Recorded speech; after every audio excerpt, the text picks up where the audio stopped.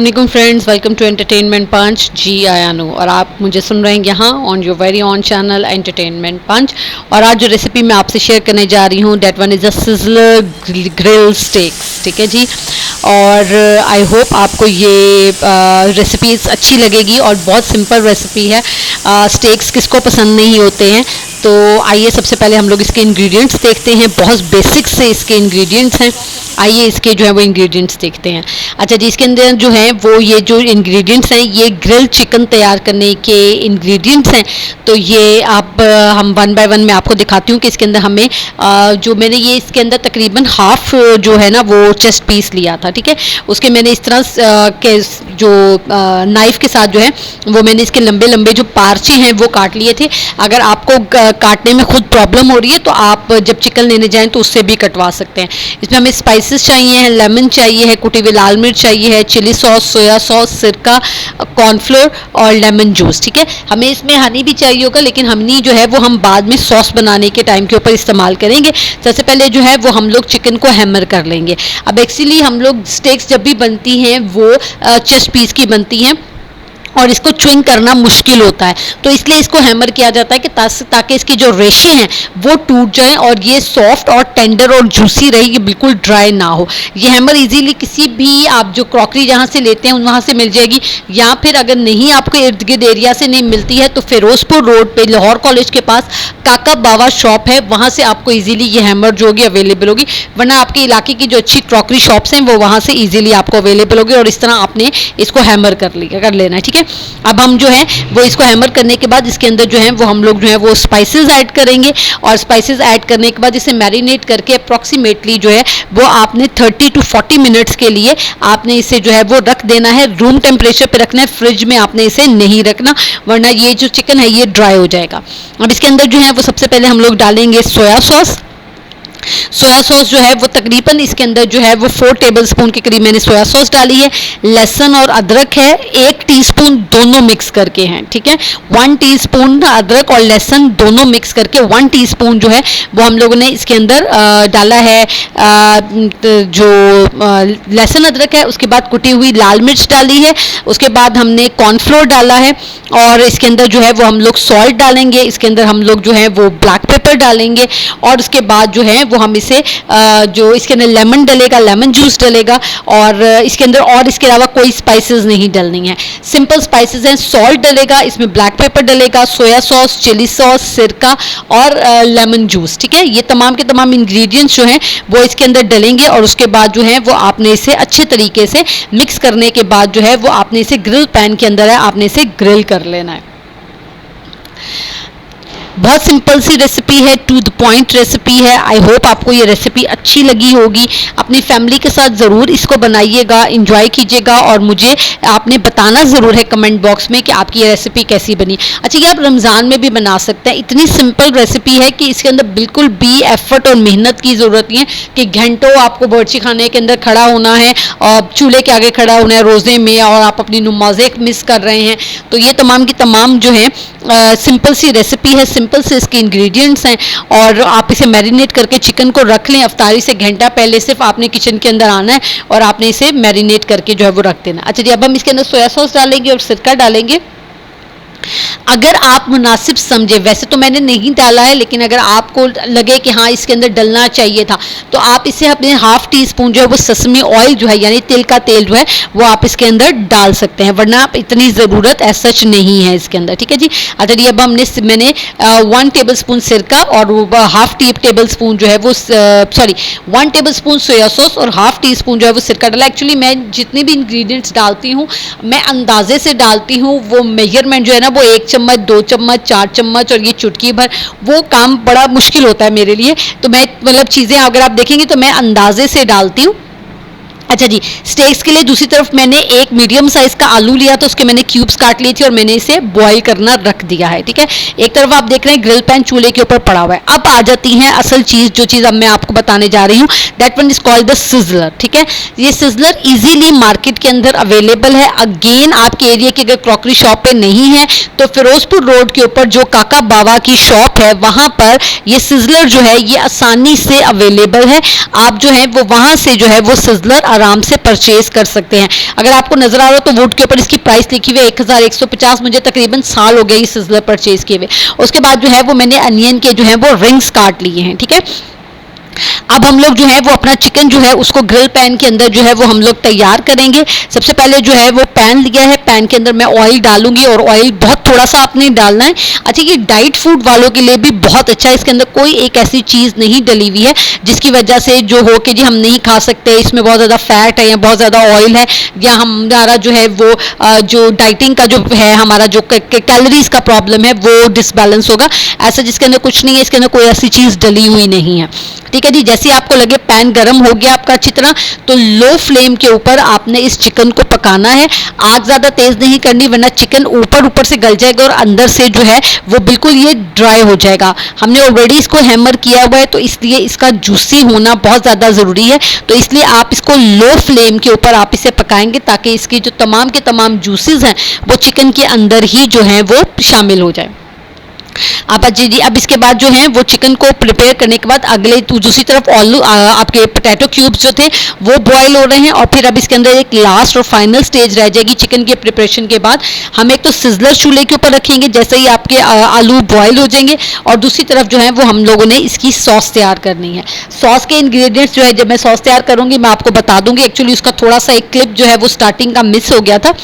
तो उसके अंदर सॉस के अंदर जो है वो मैंने केचप ली थी, सोया सॉस ली थी, चिली सॉस ली थी, सिरका, lemon, Honey, salt and black pepper, बस ये उसके इंग्रेडिएंट्स थे। जब मैं बनाऊंगी सॉस तो उस वक्त के ऊपर भी मैं आपके साथ जो है वो रेसिपी जो है वो शेयर करती रहूंगी। लो फ्लेम के ऊपर जब थोड़ी देर बाद आपको लगे कि हाँ ये एक साइड से ब्राउन हो गया तो आपने फिर इसकी साइड बहुत एहतियात से आपने इसकी साइड पलटनी है, ये टूटना नहीं चाहिए है, ठीक है। क्योंकि मैंने आपको पहले ही बताया ये हैमर हुआ हुआ है, ये बहुत ज़्यादा टेंडर और सॉफ्ट है, तो आपने इसको बहुत ध्यान और बहुत एहतियात से आपने इसे पलटना है। बार बार आपने इसे नहीं पलटना और आपने इसे चिमटे के साथ ही पलटना है, इसमें और कोई चम्मच इस्तेमाल नहीं करना है, क्योंकि अगर आप और कोई चम्मच इस्तेमाल करेंगे तो ये चिकन पीसेस जो हैं टूट जाएंगे, ठीक है। अच्छा जी, अब जो है वो पोटैटोज जो हैं वो बॉईल हो चुके हुए हैं। अब हम जो है वो चूल्हे के ऊपर जो है वो आग थोड़ी सी तेज़ करके इसे 2 बॉईल दिलवाने के बाद अब हम चूल्हे के ऊपर जो है वो जो ये चिकन एक तरफ चिकन पड़ा हुआ है, अब हम दूसरी तरफ जो है वो सिजलर जो है वो हम लोग चूल्हे के ऊपर रखेंगे।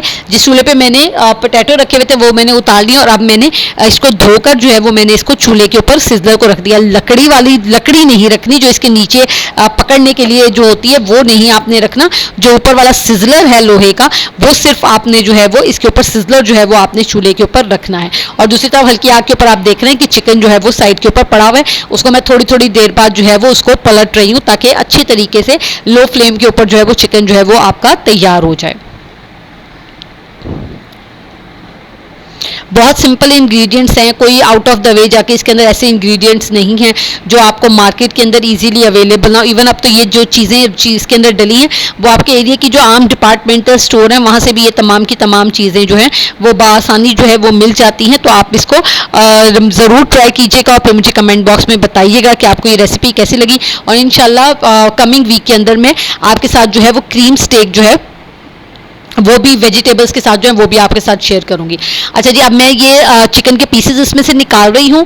इसके अंदर मैंने मज़ीद ऑयल नहीं डालना, इसी पैन के अंदर जो है अब मैंने जो अनियन रिंग्स काटे थे और जो पोटैटो काटे थे उसको जो है सबसे पहले हम अनियन रिंग्स डालेंगे, उसको सौते करेंगे और फिर इसके अंदर हम लोग पोटैटो डालेंगे और इसकी सिजलिंग जो है वो सॉल्ट और ब्लैक पेपर, इन 2 चीज़ों के साथ जो है वो हम लोगों ने इसकी सिजलिंग करनी है। इसे अच्छे तरीके से हम लोगों ने फ्राई कर लेना है। और इसके अंदर जो है वो आपने चम्मच जो है वो बहुत लकड़ी का चम्मच और कोई इस्तेमाल नहीं करना है, आपने इसके अंदर जो है वो स्पैचुला यूज़ करना है क्योंकि ये रिंग्स भी टूटने नहीं चाहिए। अगर आप हार्ड स्पून यूज़ करेंगे तो ये सारे के सारे रिंग्स जो हैं ये टूट जाएंगे, ठीक है। तो इसको हल्के हाथों के साथ जो है वो आपने आगे पीछे करते रहना ताकि तमाम अनियन रिंग्स एक तो खुल जाए और दूसरा ये मैंने इसको फिंगर से नहीं खोला, अगर फिंगर से खोलते तो रिंग्स टूट जाने थे। हल्के हाथों के साथ आपने स्पैचुला के साथ जो है वो इसको आगे पीछे करते रहना, रिंग्स खुद ब खुद खुल जाएंगे गर्म होकर। और फिर इसके अंदर जो है वो हम लोग पोटैटो डालेंगे और इसकी सिजलिंग जो है वो हम लोगों ने सॉल्ट और ब्लैक पेपर के साथ जो है वो हमने सिजलिंग करनी है इसकी। इसके अंदर इसके अलावा और कोई इंग्रेडिएंट नहीं है, इसके अंदर ना कोई ग्रीन चिली डालनी है, ना इसके अंदर आपने लाल मिर्च डालनी है, इसके अंदर सिर्फ और सिर्फ जो है वो चिली फ्लेक्स जो है वो आपने इसके अंदर डालने हैं।